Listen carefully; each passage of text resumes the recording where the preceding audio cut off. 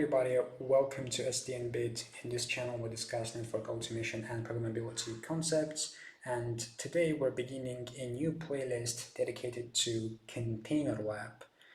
And in this video we're going to install Containerlab to our workstation from scratch. So let's go ahead and start. I'm going to open up my terminal just to display my current settings. As you can see, I'm running Fedora Linux 42 distro on my laptop, which means I'm running Linux on bare metal. And now we can go and open a new browser window and head to Containerlab's official website, which is containerlab.dev, right? And if you go to installation section, you will see that there are a few prerequisites that must be satisfied in order to successfully open Containerlab and use it, right? Cool. So the first prerequisite is obviously sudo privileges, or also known as root privileges. I already have them. You should also have them. Secondly, you should have either Linux server workstation, or obviously you have to spin up the virtual machine. If you are running Windows, for example, it would be better to either use WSL, which is Windows Subsystem for Linux, or spin up a new virtual machine and then use Containerlab within that machine, right? So since I'm using bare metal here, I don't need to do anything else, and I need to install Docker. So let's go ahead and open this page. So basically we need Docker in order to download our network operating system images and import them into the Docker engine to be able to run them as a Docker image, which will later be retrieved by Containerlab to deploy labs. So in this page I'm going to select Fedora because this is my platform, as I have shown you in the beginning of this video. And as a prerequisite, we have to uninstall old versions of Docker if we have any. Just to be on the safe side, I'm going to run this command here and confirm that I do not have anything else done. So let's drop down to installation methods. First of all, we have to set up the repositories. So I'm going to copy this command again, paste it over. It's already installed in my case, and then you have to install Docker engine. Now, again, just copy paste, hit yes to accept additional installation files. Let's wait. Okay, that's done. And then we have to start Docker engine. Again, copy and paste. Looks like it has started. Just to confirm, I am going to run sudo systemctl status docker. Yeah, as you can see, it is indeed active and is running. Cool. Let's move on. The next step is verification of successful installation. So basically we'll test it with notorious hello world image. Copy paste. It will try to pull it from the library. It did, and we got the output that we wanted. Hello from Docker means our Docker installation was successfully completed. Okay, it means we can go back here and put a check on the second line here. The third prerequisite is loading container images that are not downloadable from container registry. So by default, there are some images that will be automatically downloaded or pulled from known repositories when you deploy a lab with Containerlab. For example, Nokia SR Linux will automatically be downloaded. You don't have to do it manually, but for lab images such as Arista CUS, you need to manually download those images. So now I'm going to show you how to download and import that image into our Docker engine. So let's go to Arista's official website, which is arista.com.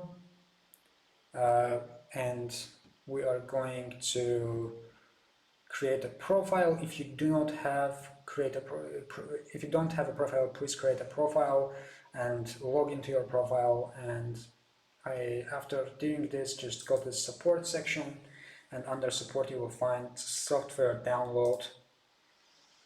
And if you open this web page, you have to scroll down and you will find this particular field, which is CEOS web, which means containerized EOS. If you maximize this, you will see that there are a bunch of software versions of Arista EOS. So the one on the top is the most recent, and that is the one we are going to download. So this is the one we need to download because the ones with EFT are not 100% stable yet. So just to be on the safe side, install one of these, or you can also actually do it for other versions. It doesn't have to be the latest one, but yeah, this is what I'm choosing. I'm going to maximize this one, and I will drop down to find CEOS Lab 64.tar.xc file. This is the file that we need to download. Now, how do I know this? If you go back to containerlab.dev, and if you hit quick start here, and if you scroll down, you will see this images availability section in which we have an example of a file type, and this is how I found out the exact file that we need to download in our case. So basically, again, tar.xc with COS64 because we are running a modern architecture, modern computer architecture. So this should fit for most of modern computers. So I will just go ahead and click on this file to begin download. As you can see, download has started. And then if you go back here, you will see that we need to import this container image and save it under the specific name to be able to run it for Containerlab.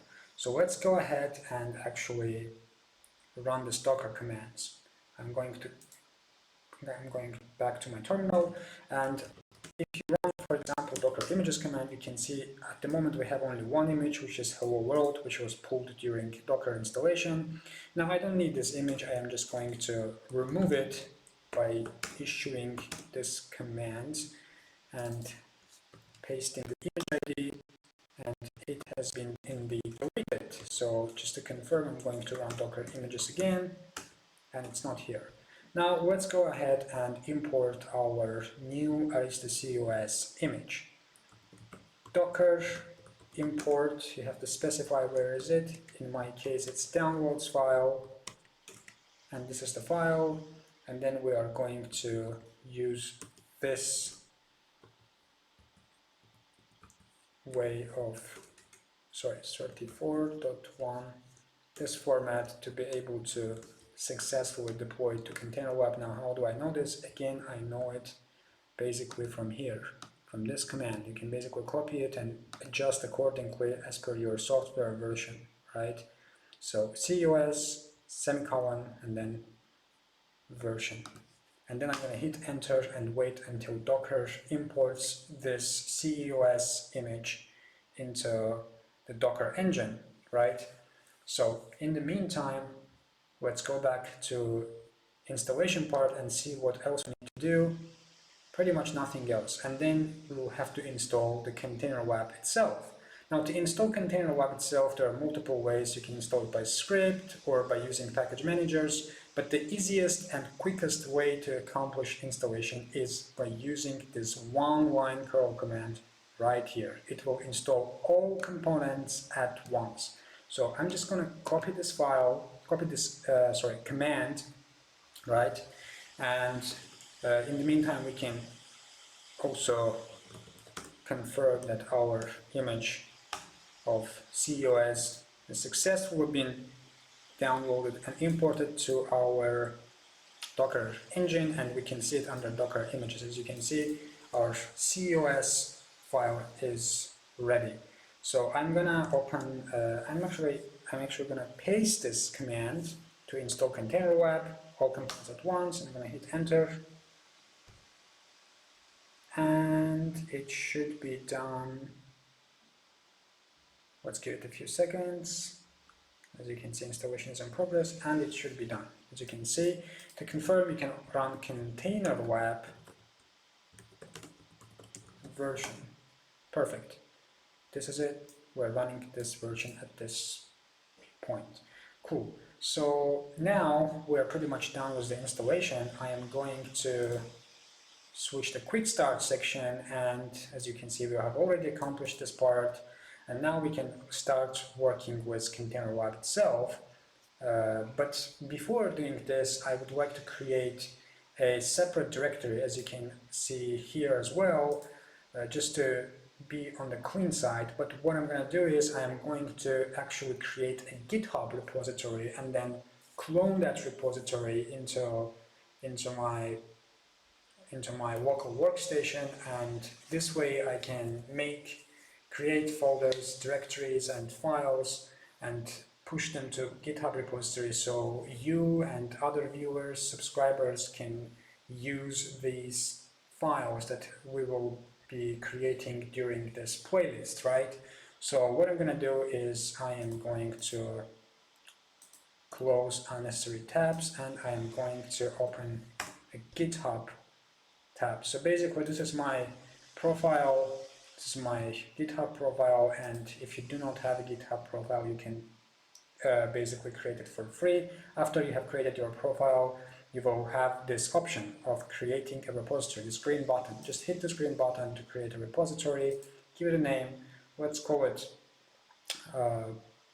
web,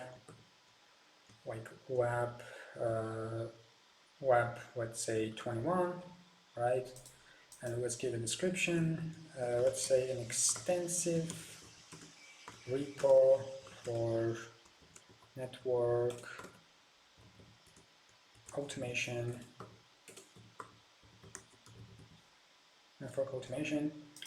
Let's make it public, and we can initialize this repository already from GitHub using this graphical user interface. It's the same as running git init command on your CLI, but just to make things simpler and faster, I'm going to do it in this GUI, right?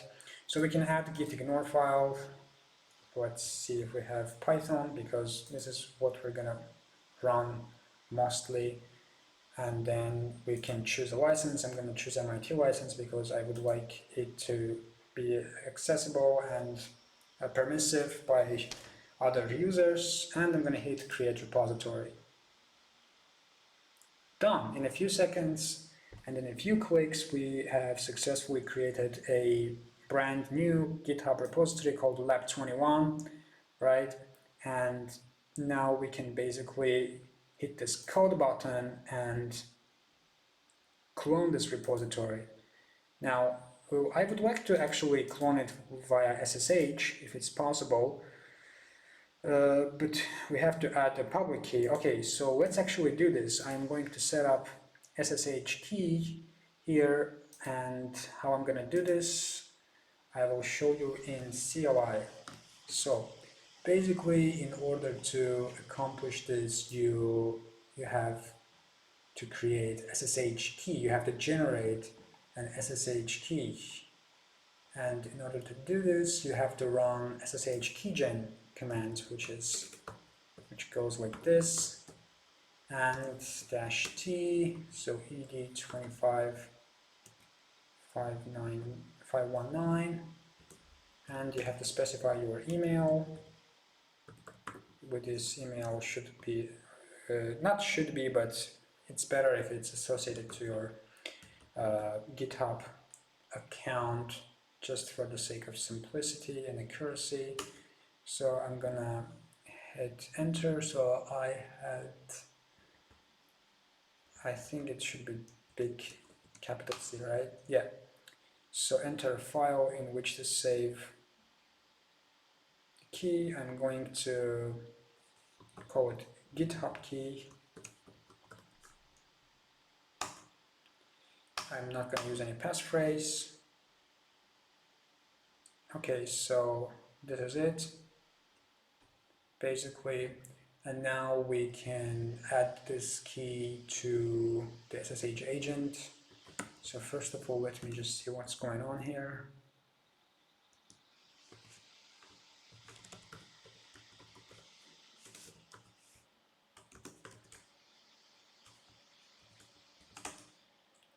Okay, So to add the key, we need ssh add command, and those are stored in my .ssh directory.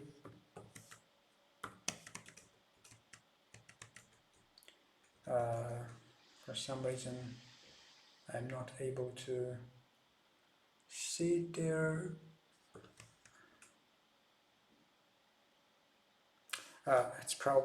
It's because it's saved it here, right? Yeah, we need to move these to, so GitHub key.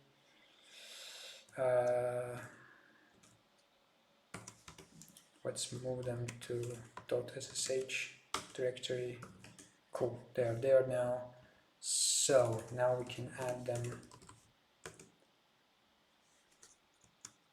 .ssh GitHub key. There's my private key.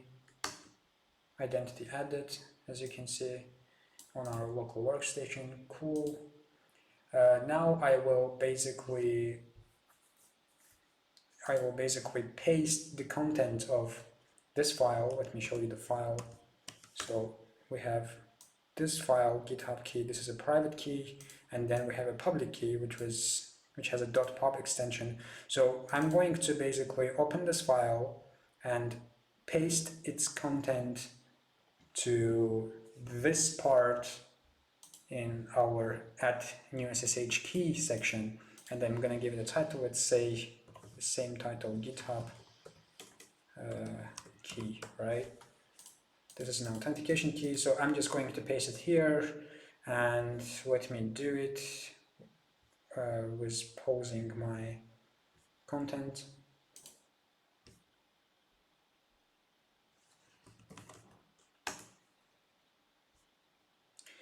So guys, as you can see, I have done this. I just added my key there, and then I basically saved it, and now it looks like our GitHub key is ready for usage.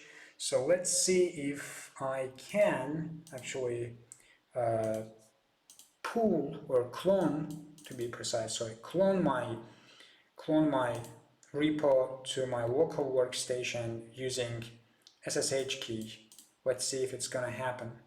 So what I'm gonna do now is I will say git clone, and I basically copied this SSH URL from here, and I'm gonna paste it after git clone command. I'm gonna hit enter, cloning into lab 21, and are you sure you want to continue connecting? Yes, this is SSH confirmation. I'm gonna hit yes and done. So now we should see a lab 21 folder in our home directory. I'm gonna switch to it, and I'm going to display the contents, and as you can see, we're on the same page with GitHub at this moment. So if you run git status, yeah, there's nothing to commit at this moment. The working tree is clean, and if you list all the directories, you will see this hidden .git directory. That means we are running a Git directory successfully at this very moment. So before moving on to the next step, I would like to also create a Python virtual environment just to make sure that our Python packages that we will install in our upcoming videos are installed in an isolated environment without breaking anything else in my workstation. So I'm going to first just check if I have the correct version, let's say the latest version of Python, which I do have. And now we can go ahead and create virtual environment by running python-m vnv, and I'm gonna name it .vnetauto. I want to name it with dot because I want it to be hidden. And this is the name I'm giving to my virtual environment. And I'm gonna hit enter, and this should create a new vnetauto file document here, directory. Now we have to activate. So if you run which Python now,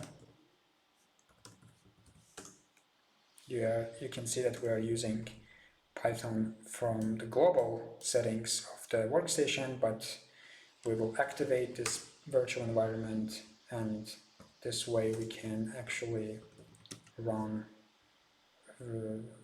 virtual environment Python version. So first of all, you specify the name of your virtual environment, and then bin, and then activate, and done. As you can see, I have all my push utility displaying that I am already within the virtual environment, but to confirm it, we can run which Python 3 again, and now you can see that we're indeed within our virtual environment. So cool. Now that we have this, I believe we can go ahead and create our Containerlab files and push them out to the GitHub repo. So let's go ahead and let's get back actually to the quick start.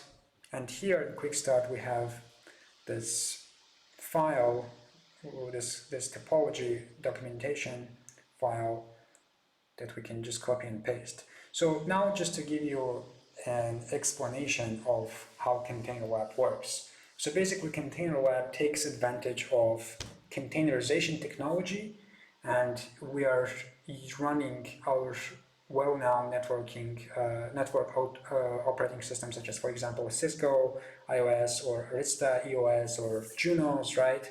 So the idea is you can have these software images in a containerized format, right? And then you can run these images within containers. And we are doing it using Docker's engine, right?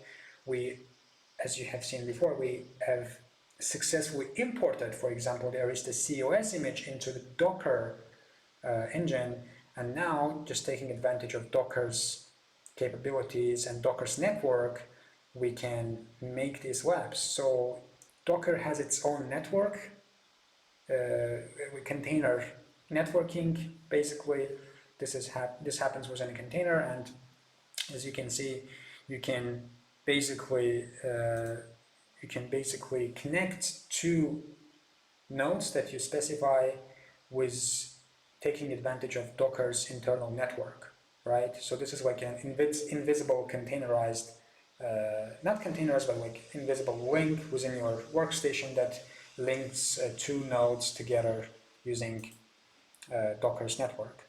So let's go ahead and actually copy this file and create the similar one within our directory. So I am actually going to make a new directory, and I will call it CLab21, which stands for Containerlab.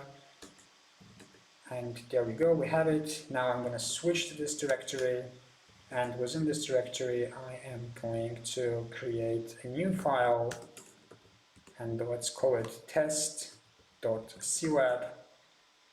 Let's actually call it let's say attempt1.clab.yaml. So every single Containerlab topology definition file should have this format. First we have the name. This is arbitrary, you can put any name you want, but then .clab is mandatory character set here, and obviously also the YAML. We're using YAML data formatting for this Containerlab files. I'm gonna paste the contents that I have copied from the quick start page, and I am going to do one change here, which is the software version of Arista's COS. In our case, obviously we are running 434.1f. So I'm going to save, and I am going to quit from this file. Now after doing this, as you can see, we have one change in our local folder, and I'm going to run git status. So we have to add git changes to the staging area, and then obviously commit them to our local repository before pushing. But let's just say for now we want to do it just to test it out. Let me actually try it and see if it works. Let's see, git add, and done. As you can see, it is in staging area now. So to confirm, you can run git status, changes to be committed, and we have a new file here. So I'm going to commit this file just to display you how we will push it to our GitHub repository. I'm going to say, let's say attempt 1, and now it is committed. If you run git status again, yeah, there's nothing to commit, meaning it's already committed, and then we will hit git push, and hopefully using SSH it will be accomplished. Boom, done. So if now we go to our repository, and as you can see, if I refresh this web page, I should be able to see new folder. Perfect. And we have this new file here, and it's totally visible, so meaning you also can take advantage of this file. Now let's go back and let's talk about Containerlab itself. So Containerlab, if you uses basically Containerlab commands to define any operation. Now the short form of this is CLab. So basically you can run CLab, which is exactly the same thing as Containerlab. And then if you use -h flag, you will get, which H stands for help, you will get a bunch of available commands that you can use to create and modify your lab. Now, I just want to, let's say, deploy this lab now. So again, we have this file that we have pasted from the Containerlab's quick start page, and here we have basically some elements that I want to talk about. So every lab must have a name. You can specify any name you want, and every lab must have this topology element, which consists of two sub-elements, primarily links and nodes. Obviously there can be any other elements, but those two are mandatory to establish a well-running lab. I mean, you could avoid also, I mean, you could skip doing the links part, which means you will basically not connect nodes in between, but yeah, why would you do that? So basically you have nodes element, and under nodes element you specify your network nodes, whether it's a switch, a router, a firewall, a server, right? And you can specify them in this format, and you can give them names. So in this case, these are the names that were given, COS and SRL. You can give any name you want. You can, for example, say router 1 and router 2 here, right? And then you specify the kind. Now this is important. Kinds, there are specific kinds that are supported by Containerlab. If you want to see which kinds are supported, you can go to the Containerlab's official website, and here you have this kinds section, and here you can see the list of kinds that are supported, right? For example, for Arista we have COS and VAOS, and here you have also more extensive information about all these kinds of networking images that are supported. And then you specify the exact image. So as you remember, we have imported this image to Docker, and we have specified it on our file, so it will just pull it from there, but we have not manually downloaded this particular image of SR Linux because it will be done automatically while we deploy this lab. Now let's go ahead and actually deploy the lab by running clab deploy. You can also say dep, it's the same thing, and then you need to use -t flag, which stands for topology. So you need to specify which topology definition file exactly you're running, and in our case the file name is this one, so I'm just going to run this and I'm going to hit enter. So now it will deploy a topology, and these logs that you can see here are crucial to understand how Containerlab works. So as you can see, Containerlab started, it starts itself first, and then it is going to find the topology file, which is this guy in our case, and it's trying to parse the contents of it, and then it's creating a Docker network, gives it a default name, CLab, default subnet for IPv4, IPv6, and MTU setting. Now all of these settings can be altered, can be modified. You can specify your own IPv4 subnet if you want. This is what we're going to do in next videos, just for demonstration purposes. and then it's trying to pull this SR Linux image, which was not manually downloaded in my case, and it's going to pull it, and then it's going to create a lab directory, right? So I will talk about lab directory shortly, and then it's going to create containers where it will store our nodes, as you can see, and then it will link these nodes according to our links setting here in this topology definition file, and then it basically will add host entries to hosts file. So this is basically linking the IP address to the host name, so you can access the device just by specifying the host name, all right? And then it will basically add some SSH config, so we can successfully SSH the device using the IPv4 address or the host name. Now, let's go ahead and do just that, right? So since we already have it here, actually I'm going to open a new tab, and if you want to see which devices, which nodes are currently, or which lab is currently running in your container lab, you have this inspect command, which allows you to do just that. So you specify the name of the lab and it will show you what's going on. So to access devices, you can SSH to them using the default credentials, which can be found on Containerlab official website. So yeah, let's try to go to this guy over here, the Arista one. Sorry, I did not expect.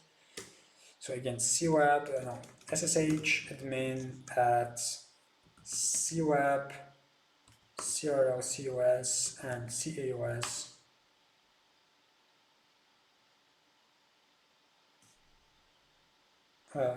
Connect to host, no route to host. So what is wrong here? This shouldn't be happening. Again, SSH.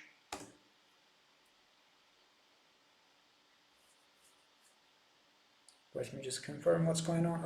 Do we have the same situation with SRL? Yes, we do. So there is some no route to host issue in our case, which is interesting because why we have this issue, maybe it was not deployed properly. Let's go back and see.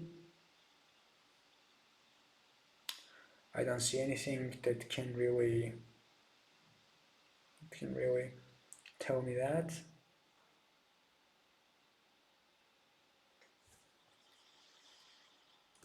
Let's try to connect to it. So basically, I will just show you how it's done. So if you go to this quick start page and if you scroll down to deploying a lab stage, this is the command we ran to deploy the lab. This is the output we got, more or less, right? And then this is the connecting to the nodes section. And here we're basically SSHing to the host. But you have another option in which you can connect directly to the bash shell of devices by using docker exec command. So let's go ahead and try this out just to see what's going on. So docker exec -it, right? I'm actually gonna try it in my new tab, docker exec -it, and specify the name, let's say COS and bash. So we can successfully access the bash part. Now let's try to ping itself.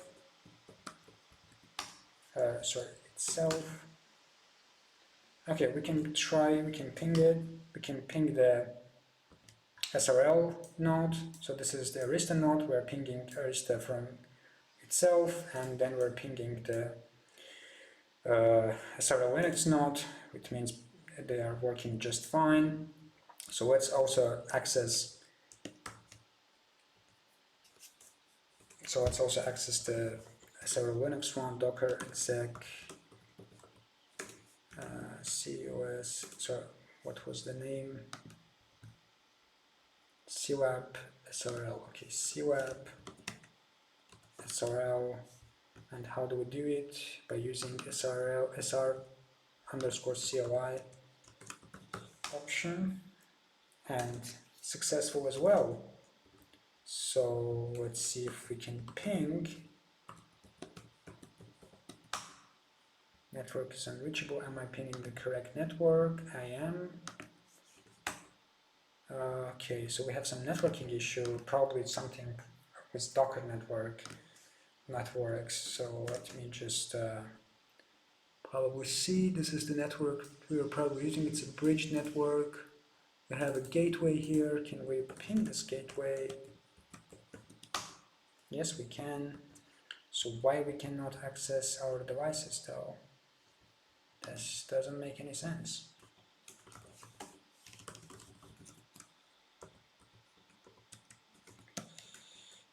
What was the name? CWAP.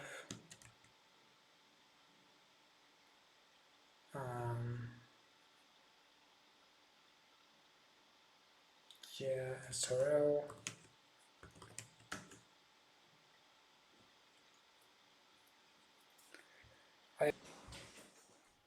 Sorry guys, we're back again, and I basically had issue with my Docker network. So basically my Docker network was down. As you can see now it's up, but it's probably something related to my internal system. I had to restart my laptop and then issue was fixed. So now we can continue from where we left off.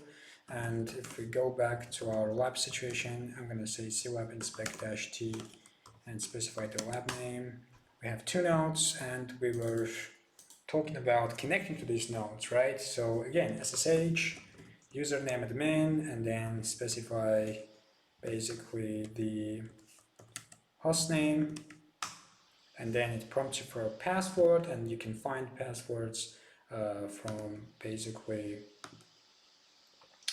Containerlab's official web page, which is here. So if you go to, I believe it was,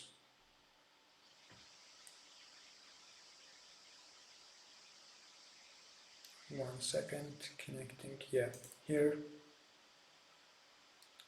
you can find passwords or credentials.